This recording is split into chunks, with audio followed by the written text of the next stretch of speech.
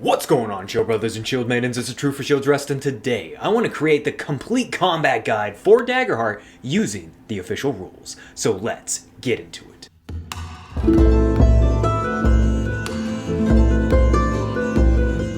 Alright, so this may be a little bit of a long video, but it's meant to be the absolute complete guide that you need for Daggerheart combat. And I'm going to have these all done out in chapters so you can just skip to the bits that you need and skip past the things that you already know. So let's kick this off with No Initiative. Now, I want to do mainly a overview for No Initiative because I've already done a deep dive.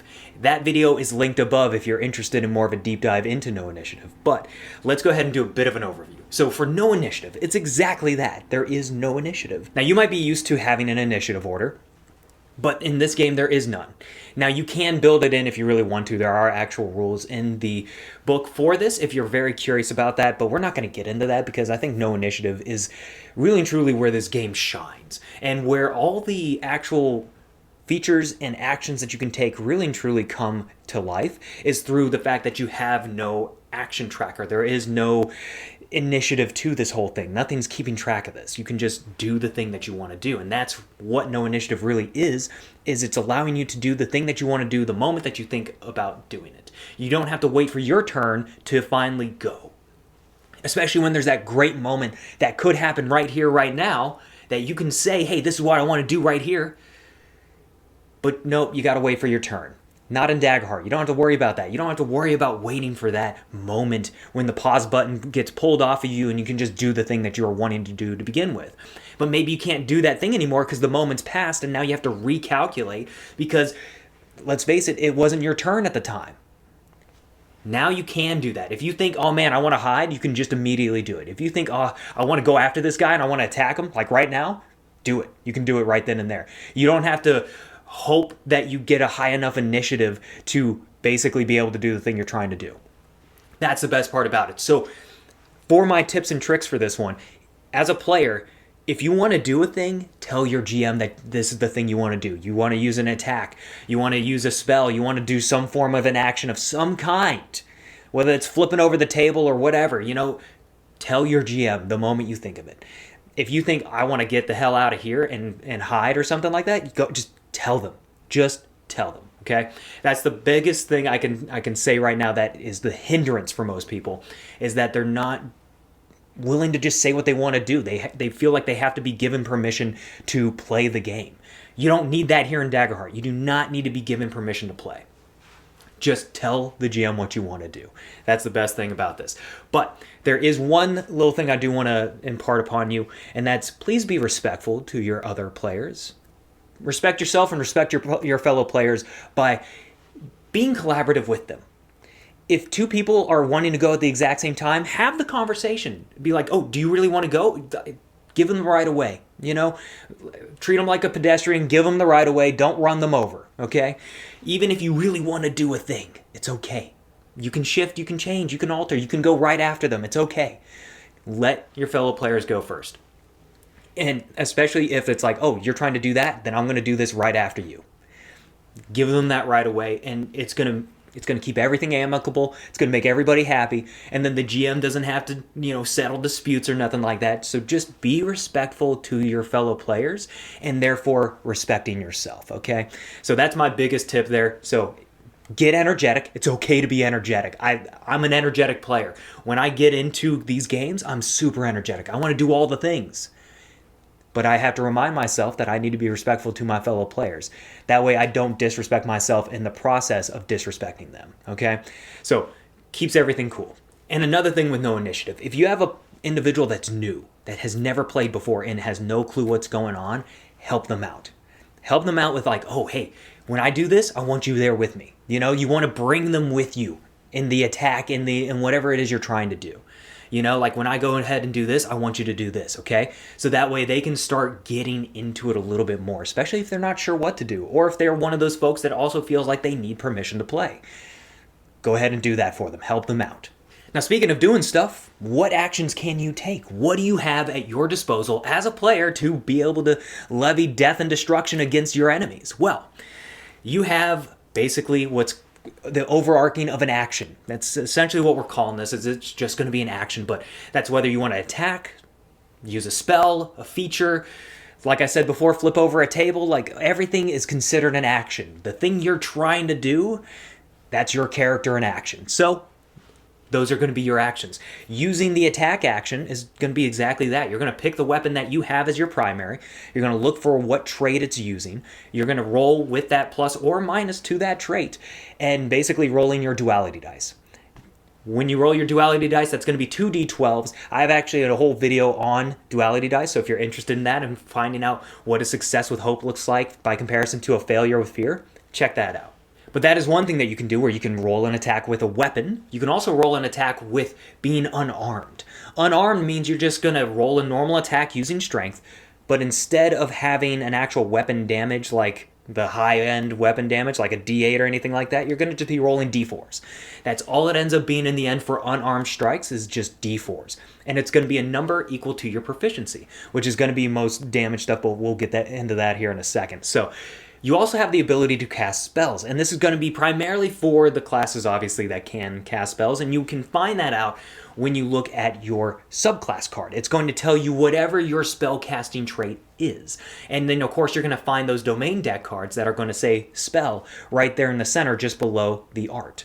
But that is going to be with domain cards in general. You're going to be basically reading off whatever it tells you to do. Mark a stress, spend a hope, whatever. It's going to tell you to do a thing. Make a spellcast roll, and it might just be a normal spellcast roll, and it's going to be against the difficulty of that adversary, or it's going to actually have something in the parentheses. If you want more of a deep dive into spellcasting, I do also have another video for that. That goes a little bit more into the nitty-gritty of what spellcasting looks like, and the different things, mechanically speaking, that you're going to see in some of those cards, and what that means. Now, you're also going to have features that come with your class. There's going to be hope features, class features, and then subclass features as well. So make sure you're reading through those and you know what's at your disposal, because all these classes and subclasses have some really great stuff.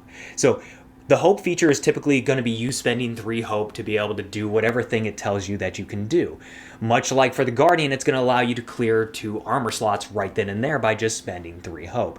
And so you're going to see a lot of those types of hope features that are going to help you in some way, shape, or form, or they're going to hinder the enemy in some way, shape, or form.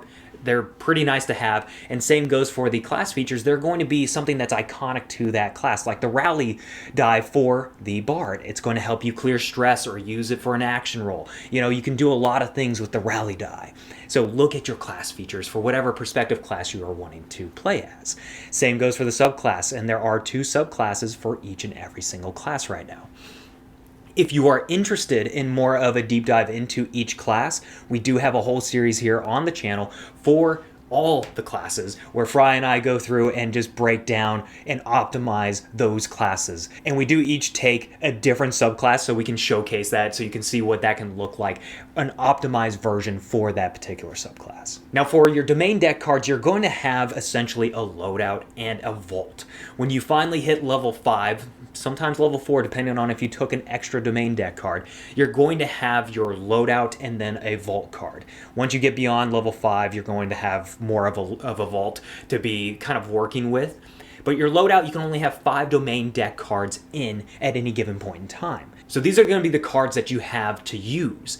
Anything in your vault you do not have access to unless you pay the recall cost, and that recall cost can be found at the top right of every single card. It'll be signified by a little lightning bolt and a number. Sometimes that is 0, sometimes it's 1, sometimes it's 3.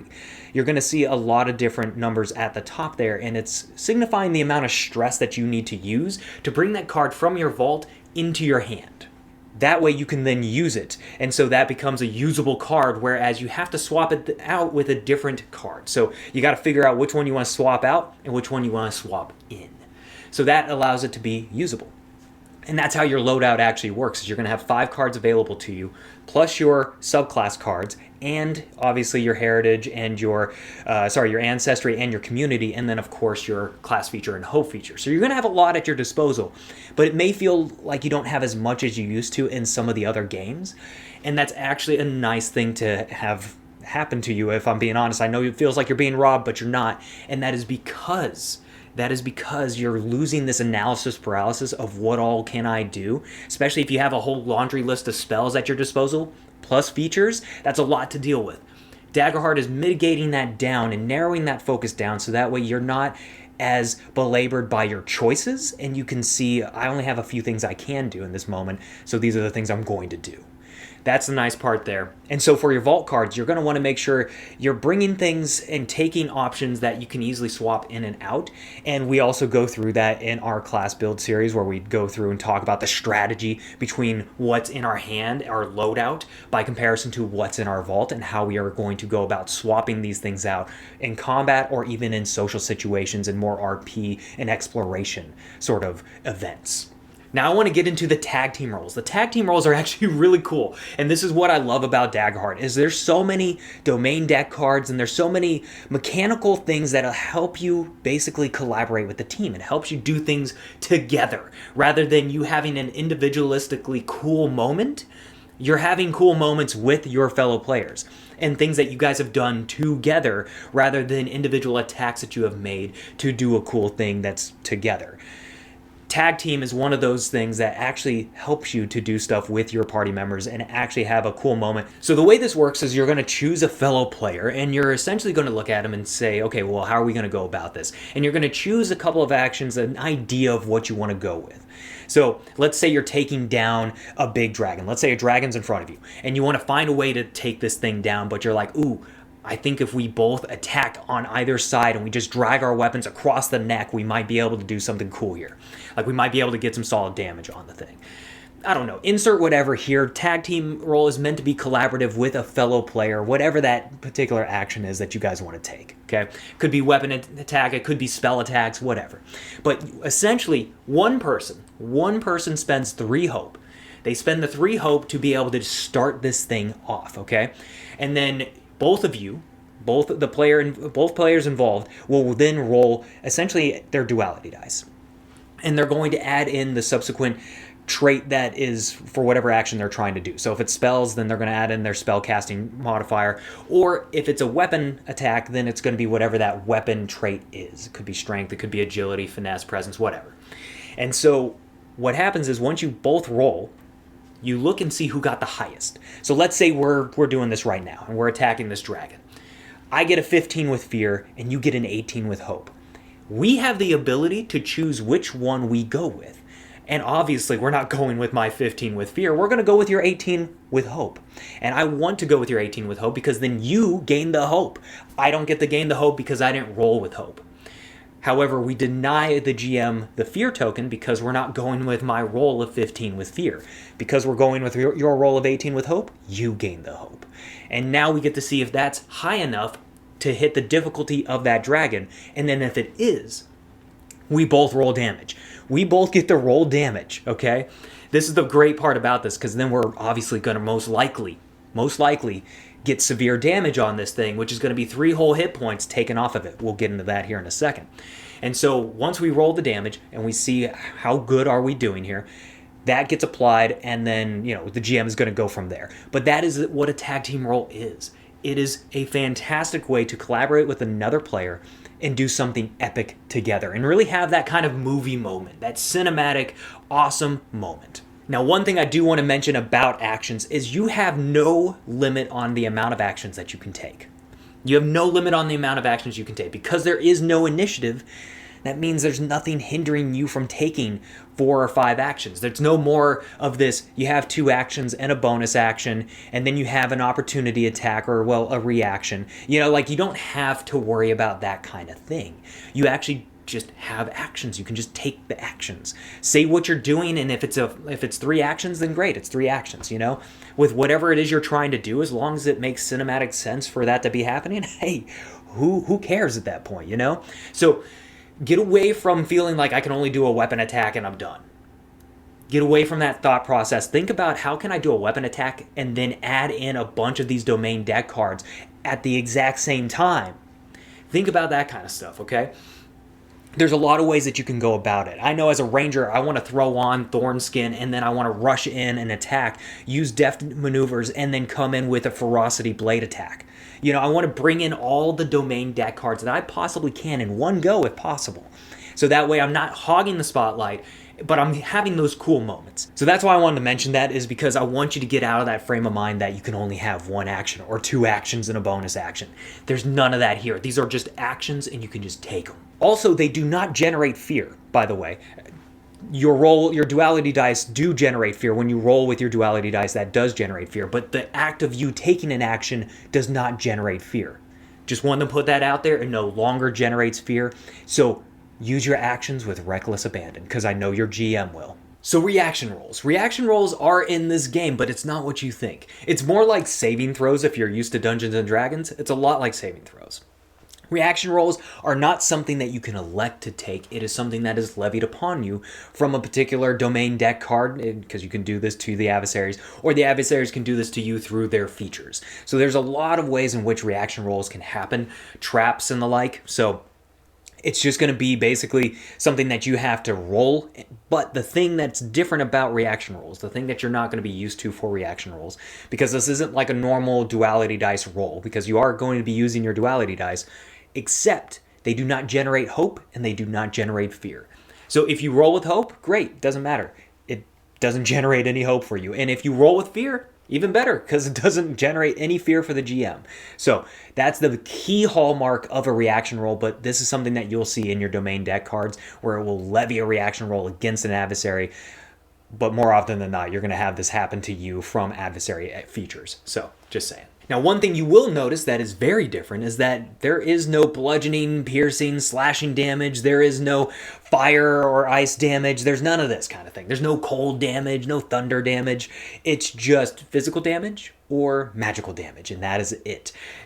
Daggerheart is streamlining things a little bit because, again, they're trying to be rules light, so best way to do that is to get rid of all the different damage types, except for one being physical, and that's obviously mundane weapons. Those are going to be your normal stuff, and you're just dealing normal damage like that.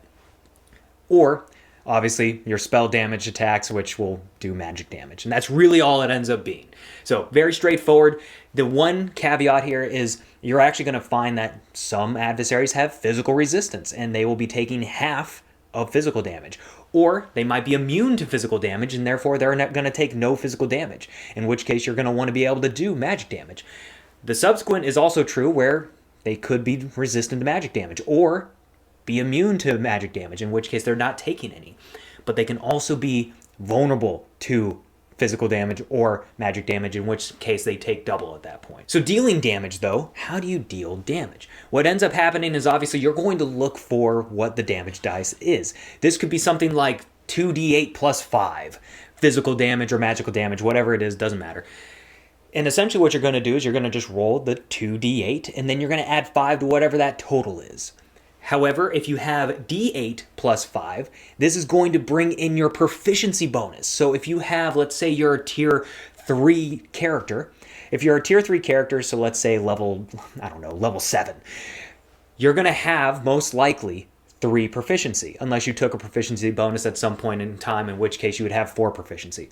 But if you have 3 proficiency, you're going to be rolling 3 of that damage dice. However, if you're at 2 proficiency, it's only going to be 2 of that damage dice. So that's going to be one of the main things that you're going to see in this game, is it's going to say D8 or D6 plus 5, and then whatever that is going to be the amount of proficiency, so let's say that 3D6, and then you're going to add plus 5 to that total. All right, so let's get into movement. So whenever you take an action, you also get to move up to close range. What does that even mean? Well, if you're from Genesis, you already know what it means, because this is going to be your range bands that you're used to, just named a little bit differently. However, D&D, this is going to be like your 30 feet, is essentially what close range is. It's a little bit more abstract in Daggerheart. It's a little more abstract. And the reason is so that way you're not counting those feet out, okay? It's a little too monotonous, and this way you don't have to think so hard about it. And it's just one of those things that if you can take a quick look at it, it might be close range, it might be very close range, it might be far range. So the way these range bands work is that it's going to be melee, then very close, close, far, and then very far. And anything beyond very far is just off the map, out of sight, unable to see.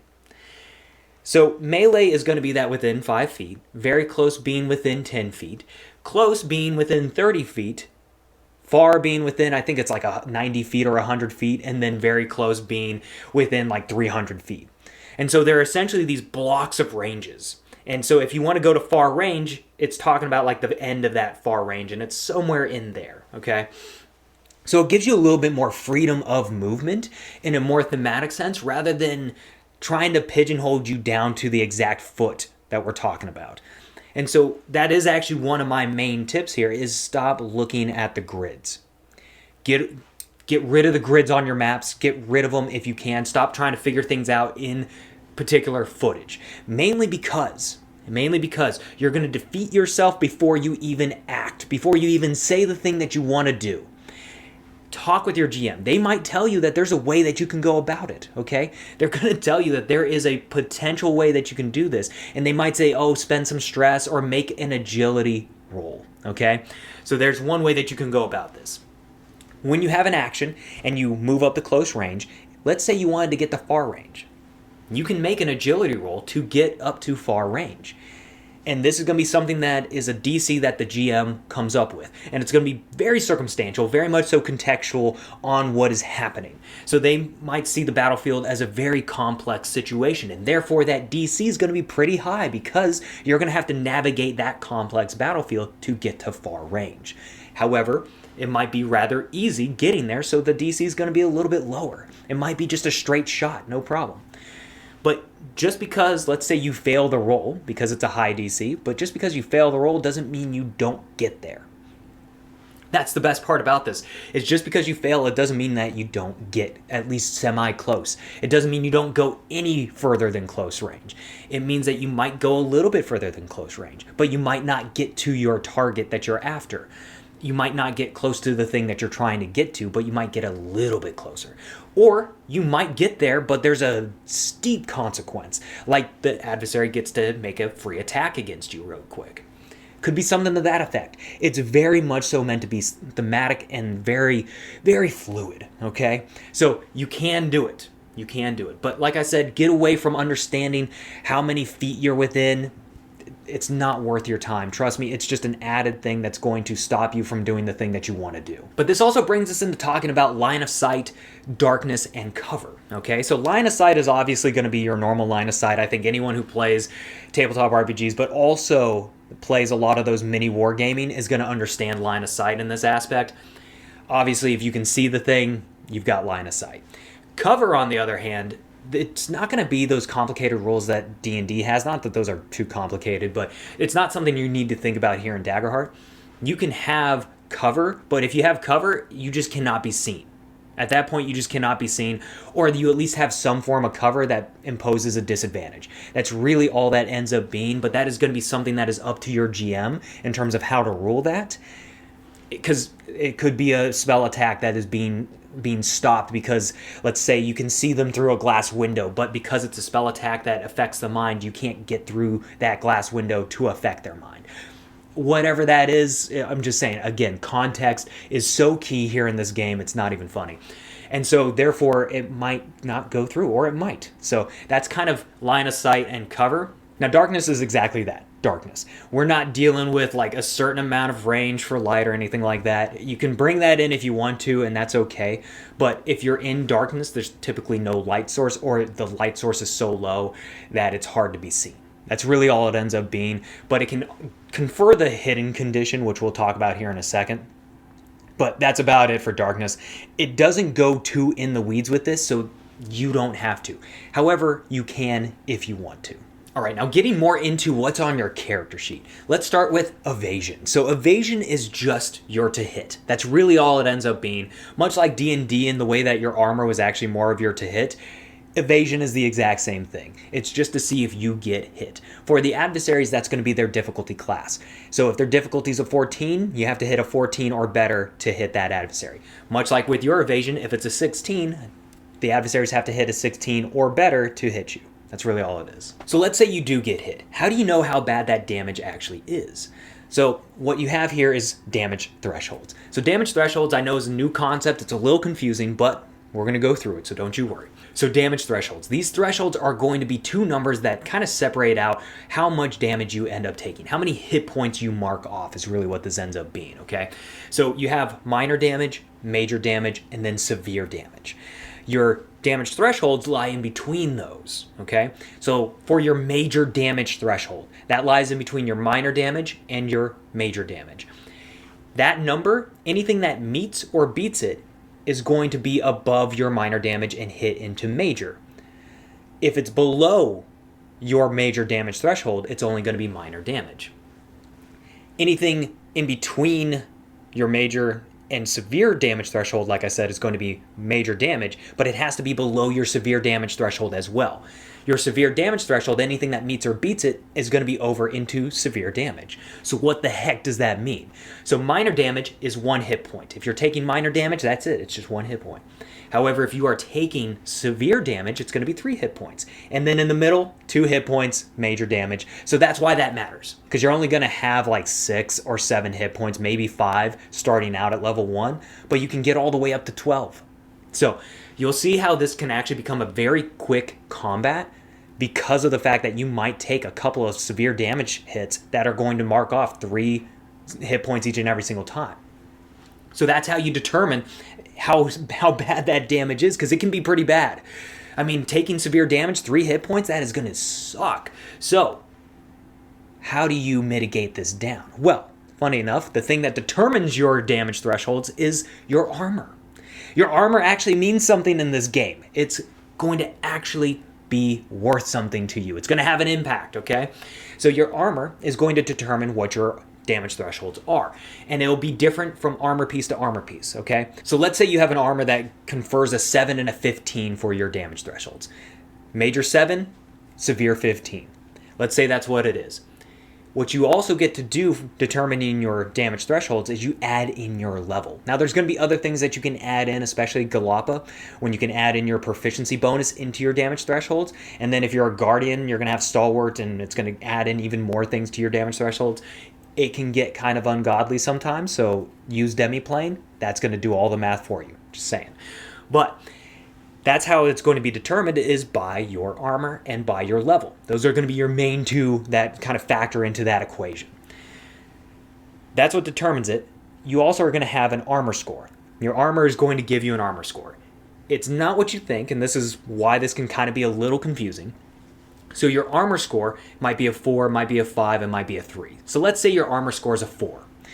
It means you have 4 armor slots. Your armor score means armor slots, which means you have 4 of those. When you use an armor slot, stick with me here, I know it's a little confusing, but when you use an armor slot, it's going to take, let's say you take major damage. Let's say they did 8 damage to you. So it's falling right in between your major damage threshold and your severe damage threshold, and therefore major damage, 2 hit points. You can use one of those armor slots, one of the 4 armor slots that you have at your disposal. You can use 1 per hit. You can use that 1 to mitigate it down to minor damage. That is the nice thing about armor in general here in this game, is it does have an impact. It allows you to mitigate that damage down so it's not so damaging. So major damage down to minor damage, that's 1 hit point. That's great. It's better than 2, that's for sure. So if you take minor damage and you're going to use an armor slot, that means you're going to take no damage at all and mark no hit points. You don't have to worry about marking your hit points. Perfect. Same goes for severe damage. If you've got 3 hit points that you're about to mark off and you use an armor slot, you're only going to mark 2 hit points. So that's the reason why you want to have armor in this game. That's why it actually matters, why it actually means something. So make sure you are upgrading your armor whenever you possibly can in this game, okay? But that's what an armor score is. So as you use them, because you can only use 1 armor slot per attack. So for that one that we were talking about, cool, now we're down to 3 armor slots. Let's say another attack comes in and I use another armor slot. That's now down to 2 left. As a downtime action, you can repair this, so don't worry about that so much, but just know that you should be using this as the combat goes on, because this is going to save you from marking off those hit points, okay? Now, hit points. Hit points is like every other game out there. It's your health, right? And it's going to be how many you have until you die. Now, in this game, there is no death saving throw. We'll get into the player death moves here in a little bit, but just know, once you reach the end of your hit points, you're done. You are done unless you make one of these 3 particular player death moves. But like I said, we'll get into that here in a second. So with your hit points, you're going to start out with 5, maybe 6, maybe 7. It is determined by your class. It is not determined by your traits or anything else. It is just determined by your class. And you can improve the amount of hit points that you have as you level up. You can take the hit point increase level up option. So just saying, make sure you do so that way you have enough to work with, especially if you're a frontliner. If you're a frontliner, you want those hit points, okay? Just so you're a little more survivable. Now, another resource you'll see on your character sheet is going to be stress. This is going to be one of those resources you are going to use, but it's hard to get back, okay? It's not as easy and as fluid to get back, much like hope. Stress is going to be one of those things when it runs out, you become what's called vulnerable. And any stress that's done to you thereafter, after you run out, is going to count as hit points. So don't stress yourself out too much that you start taking hit point damage, okay? Because that's not fun. And you're going to take 1 hit point per stress dealt to you. Just putting that out there. So stress is going to be that thing that fuels your actions, that can fuel your features. It's going to do a lot for you, but you will see what I mean when you look at your domain deck cards. It's going to say spend 1 stress or spend 2 stress or what have you. So make sure you build up that stress, because much like building up your HP, you can also build up your stress when you level up. All right, so let's talk about hope. So hope is the other resource that you have at your disposal that is actually a lot more fluid. It's very easy to gain, but it's also very easy to spend. There's a lot of things in the game that are going to use hope.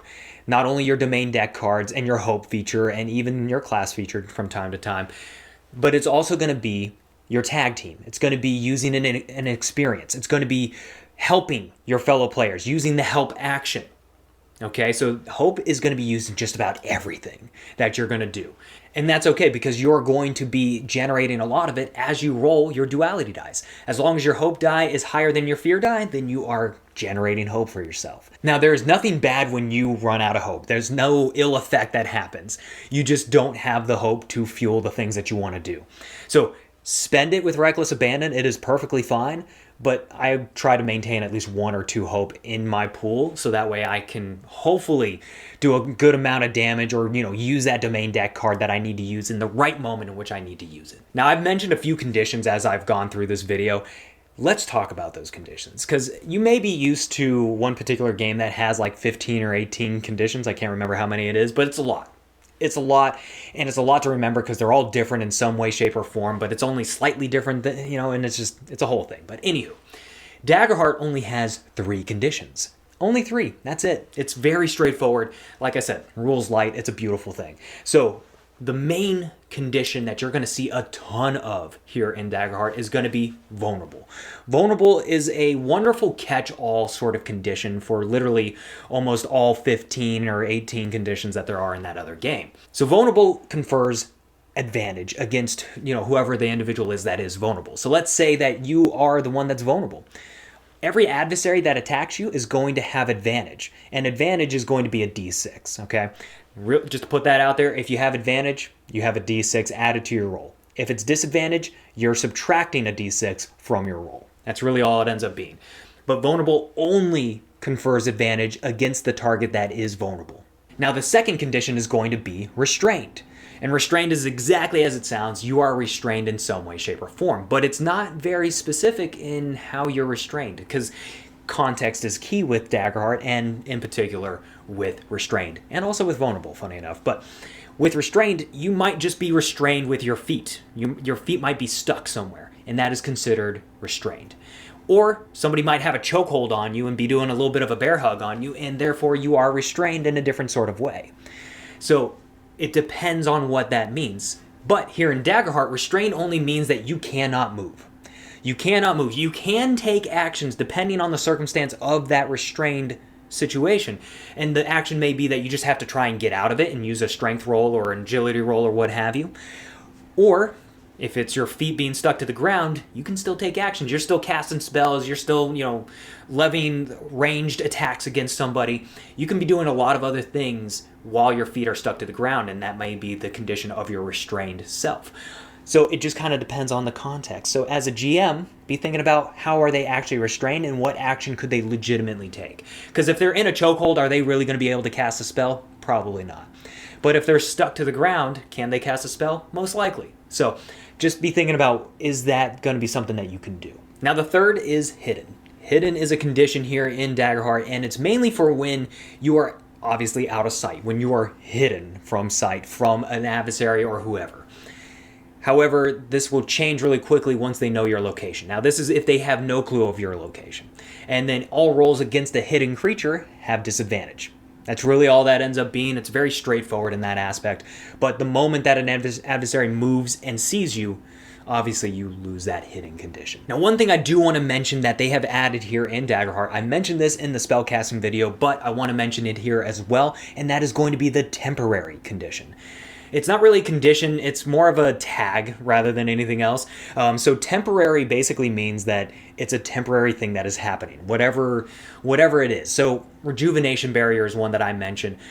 Rejuvenation barrier has this temporary barrier that a player can put up, and this is from the Sage Domain deck. It's a level 8 card, and it moves with the player. It remains up until the GM spends a fear to end it on a player. However, as a player, you can levy a temporary condition or temporary effect, rather, on an adversary. And therefore, the GM can then basically spotlight that adversary and use their entire activation to try and get rid of whatever that thing is. That is the big hallmark for temporary, is it just requires essentially an activation to get rid of a thing. And same goes for you as a player, is you can also activate to then get rid of whatever that is, and you're spending your entire action on getting rid of that temporary situation. Now let's get into player death. This is one of my favorite things, and not because I like killing my players, but mainly because I enjoy the options that you have here as a player to kind of have a little bit more say in how you die. Instead of just dropping unconscious and going through death saving throws, you get to have a choice on how you go out, whether it's with a bang or whether you risk it all or what have you. So the first player death move is going to be Blaze of Glory. This is definitely a favorite of mine. It's not the one I go to all the time, but it's definitely one of my favorite ones. And it's because you now get to take one action, one last action before you just close and shut the book on that particular character. You get to take one action, and this is at the GM's discretion in terms of whether you can do the thing that you want to do or not. And it's going to be done at critical success. You're going to be able to do whatever it is you're trying to do with a critical success, which means you're going to get that critical damage on that particular adversary or whatever it is that you're trying to do. And it's a beautiful thing. I absolutely love Blaze of Glory because it gives you one epic moment before you're done. Now, the second player death move is going to be Avoid Death. Now, avoiding death is exactly as it sounds. You're going to avoid death by just dropping unconscious. It's really all you're going to do, and then you can't be targeted by attacks while you're unconscious. So no more can your GM just start attacking you and just kill you off really quick. That's not what's going to be able to happen here. But when you do drop unconscious, you're going to need to roll a hope die. If your hope die, when you roll it, is equal to or lower than your character level, you're basically going to mark a scar and completely cross out one hope slot permanently. So you'll only have, if this is your first scar, you're only going to have 5 hope slots for the rest of the game if you do this. And when it comes to the scar, that's going to be something that is going to need to be determined by you and your GM in that moment, I will say. Well, maybe not in that moment. It can be kind of determined afterwards, but that is going to be something that you're going to want to think about is what kind of scar do you want at that point? And that's built into the context of that particular situation. Now, if you would ever take so many scars that you would mark off your last hope slot, then your character's done. That's the end of the road right there. So, just saying. That's where you would want to go into probably the next player death move. So for the third and final player death move, that is going to be Risk It All. And Risk It All is pretty great and one of my favorites, mainly because it allows me to see what fate has in store for my character. So essentially what happens is you're going to roll your duality dice. And you're going to want to see which one is higher. If your hope dice is higher than your fear dice, that means you're going to get back up and clear a certain amount of hit points and stress slots equal to the hope dice itself. So let's say you rolled a 6 and a 5. 6 for your hope and a 5 for your fear dice. You're going to be able to clear 6 hit points if you want to, or 3 hit points and 3 stress, 4 hit points and 2 stress. however you want to divvy that out is however you want to divvy that out. But you're back up and you're raring to go. So love that. However, if your fear dice is higher than your hope dice, then that's it, unfortunately. And just close the chapter on that particular character. Hate to say it, but you might be able to take over an adversary if your GM lets you, so that way you're not just sitting there watching everybody else play and you don't get to do anything besides roll up another character. Now, if your duality dice are the exact same number, because that is an option here within Risk It All. If you roll a 1 and a 1, a 6 and a 6, a 5 and a 5, does not matter. As long as your fear dice and your hope dice are the exact same number, that is a critical success. And if you get a critical success, you get to clear all your hope and you get to clear all your stress. And you're just right back into it, fully fresh and ready to go. Now, the last thing I want to talk about is GM moves. GM moves is a necessary thing to understand when it comes to combat, and I just want to talk about those combat-specific GM moves, okay? Mainly spotlighting an adversary. So spotlighting an adversary is something that you just get to do as a GM, and it's primarily when a player rolls with fear or fails their roll. Now, that feels like that might happen often, but that doesn't mean you need to take your GM move every single time that does occur. It might not make thematic sense for you to do so. Or, of course it will.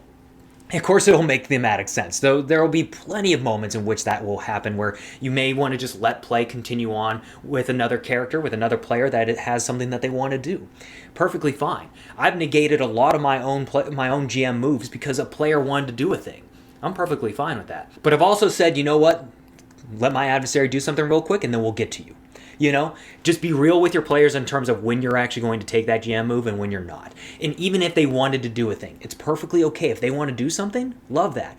They can go next. So it's okay. Another thing that you can do when you're spotlighting your adversary, much like I mentioned with the temporary effects, you can spotlight that adversary to try and get rid of that. But that is where I think there's a nuance kind of conversation that you need to have with yourself on, can you really get rid of that temporary thing on your adversary, like Bolt Beacon, for instance. Can a normal bandit just get rid of Bolt Beacon on them? That's this temporary shining light that makes them vulnerable. Do they really have that ability? Is it going to take some form of a dark god to kind of do that for them? Is there a hexer in the house? Is there a secret keeper from the cultists in the house ready to help them out? Think about what that is, and does it make sense for that bandit or whatever that adversary is to be able to get rid of that particular temporary effect? That will happen when you spotlight the adversary. You have that as an option, okay? Now, obviously, when you are spotlighting your adversaries, you do have the ability to essentially use their fear features or, mark a stress to use one of their other features. You've got a lot that you can do with your adversaries, and then you're going to be spending fear to do additional GM moves. Now, when a player rolls with fear or rolls with failure, that's when you do get to spotlight them, but you can only spotlight one adversary. Just want to put that out there. You're just only able to spotlight one adversary. You don't need to spend fear to spotlight them. Just putting that bit out there, unless you want to interrupt a player. Unless you want to interrupt a player that's currently doing a thing, okay? That's when you would spend that fear to spotlight that adversary. But when it happens with fear being rolled or failure, you don't need to do that. Okay, so don't be spending your fear tokens needlessly just to activate your adversaries when your players have already rolled with fear or rolled with failure. Now, the other thing is when you want to do additional adversaries, when you don't want to just activate one adversary, but you want to activate several. You don't spend the fear for the initial one that you want to activate, but you will spend fear for the subsequent ones that you want to activate. So be thinking about that kind of stuff and how you want to go about it. This is why leaders are important. Those leader type adversaries are very important. They'll have moments in which they can push their minions on, so go ahead and make sure you're utilizing those features to the fullest extent possible. Now, that's some of your options, but another option is using environments. Using environments is a great way to bring a little bit more of a dynamic encounter to your players and for that combat. Bringing in that environment is so much fun because they have so many great features that are attached to those environments. Whether it's exploration, whether it's an event, does not matter. I mean, look at the cult ritual environment. That is such a fun one, and there's so many features in that are just passive and not actually requiring fear that it really denotes the kind of theme and tone of that situation that your players will find themselves in, especially when dealing with cultists. And same goes for countdowns. Countdowns are a wonderful thing to bring into your encounter to make it even further more dynamic. I'm telling you, you are going to have so much fun with these encounters. It is not even funny. It's going to be so great. I got to tell you, I've had nothing but a good time. I don't think there's been a single encounter that I've run or been a part of that I have not enjoyed to the fullest extent possible. And that's because of the environments, because of the fear features within the adversaries, and because of countdowns. So if you want to know more about countdowns, go ahead and check out my video that actually goes through everything about countdowns.